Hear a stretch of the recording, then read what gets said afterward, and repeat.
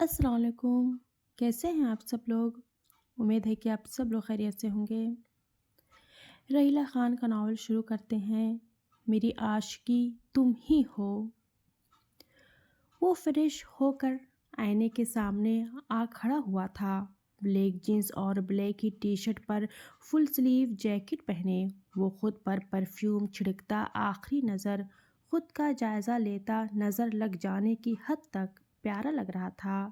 اس کی شفاف رنگت دمک رہی تھی۔ وہ کسی بھی لڑکی کو دیوانہ کر دینے کی صلاحیت رکھتا تھا، خاص کر اس کی کالی آنکھیں۔ وہ بے حد پیاری تھی اور اس پر اس کی کلر ایک طرفہ مسکراہٹ مقابل کو پاگل سا کر دیتی تھی کہ وہ اس شخص کے سحر میں جکڑ سا جاتا تھا۔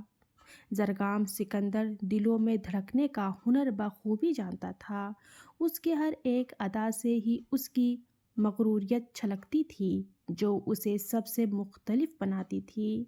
اس کا انداز، اس کی نظروں کی گہرائی، اس کی زیر کرنے والی شخصیت اور بعد میں ایک الگ ہی رکھ رکھاؤ اس کی طبیعت کا خاصہ تھا۔ مختصر وہ حسین ترین مرد تھا جس کی خواہش کی جا سکتی تھی۔ پانا اور ملنا فقط قسمت کا میل تھا۔ جتنا زیادہ وہ پیارا تھا اس سے زیادہ خطرناک اس کا غصہ تھا جو اس سے الجھ بیٹھتا تھا۔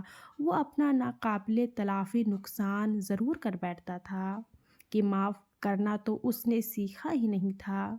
وہ اس وقت تک بدلہ لیتا تھا جب تک مقابل کے وجود میں آخری سانسیں اور خون کا آخری قطرہ رہتا تھا۔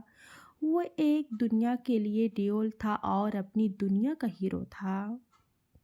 چلے مس شانزے یوسف، آپ کی بربادی کی شروعات کرتے ہیں مائی کوئین۔ وہ مسکرایا تھا، جائے وہ دل جلا دینے والی مسکراہٹ، اور پھر انابی لبوں پر سیٹی کی دھن بجائے کمرے سے باہر نکلا تھا۔ وہ تیز تیز سیڑھیاں اتر کر آیا تھا کہ سامنے ہی اپنی بہن کو دیکھ کر مسکرا دیا تھا۔ وہیں تھوڑا سا پریشان بھی ہوا تھا۔ آپ لوگ صبح صبح؟ اس نے لاؤنج میں قدم رکھتے پوچھا اور شاہ ویز کی جانب بڑھا۔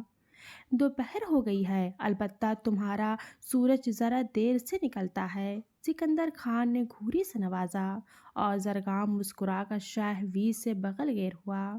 لگتا ہے ماحول کافی گرم ہے، اس نے ہادی کو اٹھا کر اپنی بہن سے ملتے کہا۔ ابھی گولہ باری کا بھی امکان ہے، ناجش نے بھائی کے سینے سے لگتے مدھم آواز میں زرگام کو اطلاع دی، تو وہ گہرا مسکرا دیا کہ اپنے باپ اور بہنوئی کی نوک جھونک وہ بھی بخوبی انجوائے کرتا تھا۔ بزرگوں، ہمارا سورج تو ہر وقت گھر پر ہی ہوتا ہے، دوسرا نکلے نہ نکلے ہمیں پرواہ نہیں۔ وہ مسکرا کر اپنے بہنوئی کے ساتھ برا جمان ہوا تھا۔ پھر بھی تمہیں ڈر نہیں؟ سکندر خان نے گھورا۔ ڈر ہے تو آپ کی اکلوتی اولاد اس قدر شریف ہے، اس نے ایک طرفہ مسکراہٹ سجائے باپ کو چھیڑا تھا کہ وہ تو اس شریف اولاد کو دیکھتے ہی رہ گئے۔ آپ کا ان کے بغیر منٹ گزر جائے گا جو آپ یہاں آنے کی غلطی کر بیٹھے۔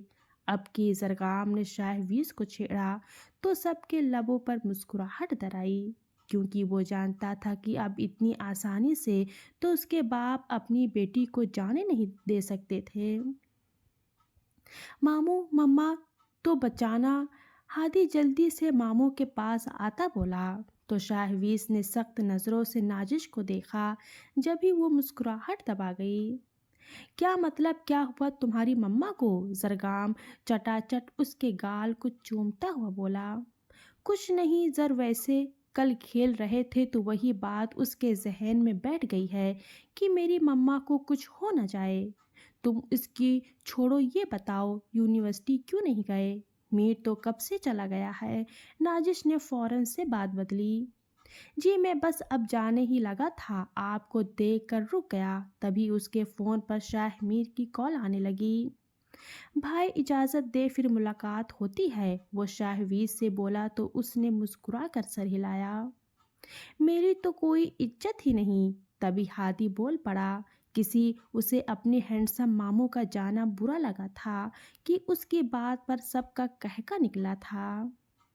تمہاری عزت بہت ہے چیمپئن، پر ابھی مجھے جانا ہے، شام میں تم سے ملتے ہیں۔ میں اور تمہارے چاچو، زرگام نے اس کے گال کو چومتے کہا تو ہادی چہک اٹھا اور زرگام سب سے ایکسکیوز کرتا باہر دروازے کی جانب بڑھ گیا۔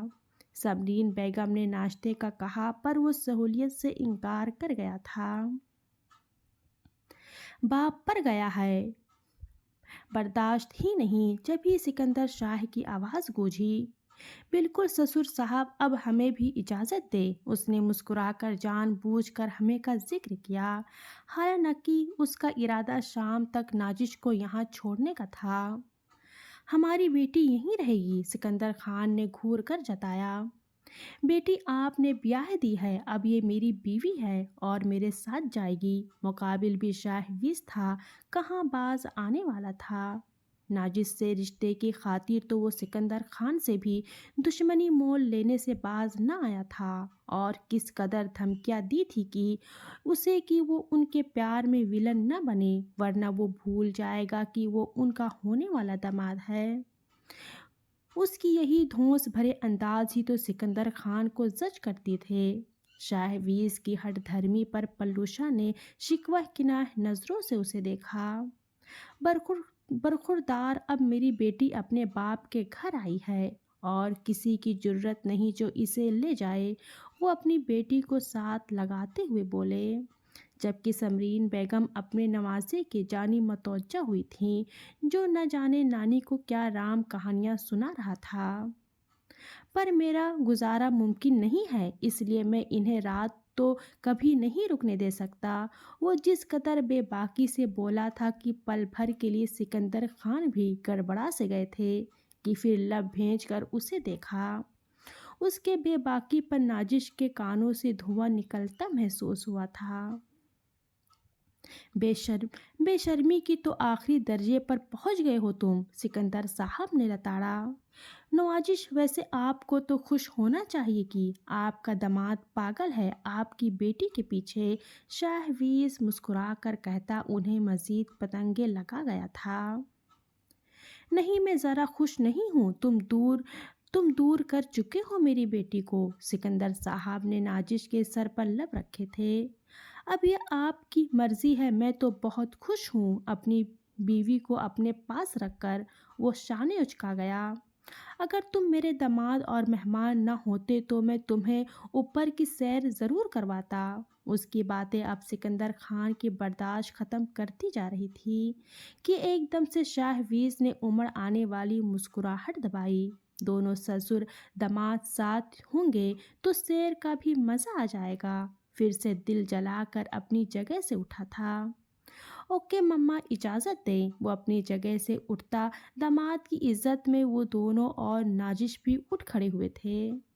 ابھی تو تمہارا سانس اٹک رہا تھا بیوی کے بغیر اور ایسے جا رہے ہو؟ وہ اسے اکیلا جاتے دیکھ سکندر خان نے پوچھا کہ انہیں امید نہیں تھی کہ ان کا جنونی داماد بیوی بچے کو چھوڑ جائے گا۔ آپ سیدھی طرح سے کہہ دے کہ تنگ آ گئے ہیں اپنی بیٹی سے، اس نے سکندر خان سے ملتے کہا تو سکندر خان نے گھورا، میں کبھی اپنی بیٹی سے تنگ نہیں آ سکتا، البتہ تم سے ضرور آ گیا ہوں۔ انہوں نے بھی بدلہ چکایا۔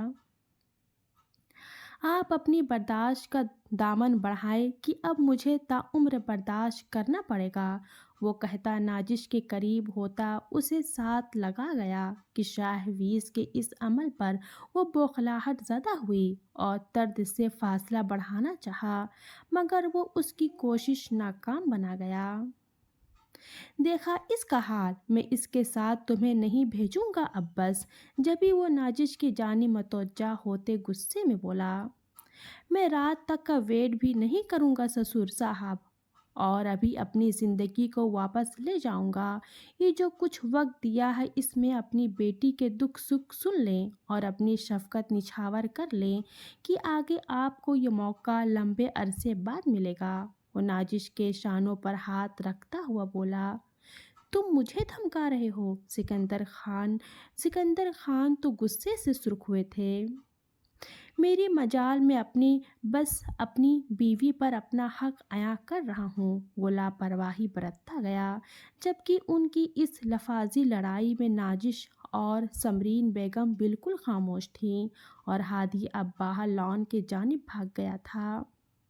میں باپ ہوں اس کا، ہم پیدا نہ کرتے تو تم کیسے شادی کرتے؟ سکندر صاحب نے اس پر اپنی پوزیشن ظاہر کی۔ آپ نے ہر حال میں پیدا کرنا تھا، کیونکہ اسے میرے پاس آنا تھا۔